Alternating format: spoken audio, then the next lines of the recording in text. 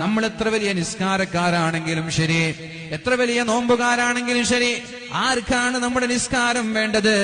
ആർക്കാണ് നമ്മുടെ നോമ്പ് വേണ്ടത്? സ്വഭാവം നന്നാക്കാതെ, പെരുമാറ്റം നന്നാക്കാതെ നീ ഇങ്ങനെ സുജൂദിൽ കിടന്നിട്ട് അള്ളാഹുവിന് എന്ത് കിട്ടാനാണ്? നമ്മുടെ നിസ്കാരം കൊണ്ട് അള്ളാഹുവിന് എന്ത് ഉപകാരമാണുള്ളത്? നമ്മൾ നിസ്കരിച്ചത് കൊണ്ട് അള്ളാഹുവിന് എന്ത് കിട്ടാനാണ്?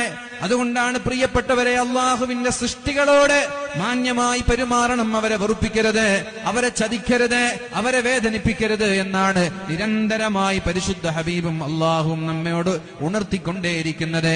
ആ ഒരു വിഷയത്തിൽ നമ്മൾ ഫോക്കസ് ചെയ്യുക. നിസ്കാരത്തിൽ ചെയ്യുന്ന ഫോക്കസിനെക്കാളും, തഹജ്ജുദിൽ കാണിക്കുന്ന ആവേശത്തിനേക്കാളും നമ്മുടെ സ്വഭാവം നന്നാക്കാൻ, നമ്മുടെ പെരുമാറ്റം നന്നാക്കാൻ, നമ്മുടെ ഇടപാട് നന്നാക്കാൻ നമ്മൾ ശ്രമിക്കുക. ഇത് നന്നാവാതെ ആ നിസ്കാരം ഖിയാമത്ത് നാൾ വരെ സുജൂദിൽ കിടന്നാലും അള്ളാഹു സ്വീകരിക്കൂല എന്ന് 100% ഉറപ്പ് തന്നെയാണ്. അതുകൊണ്ട് അതിനെ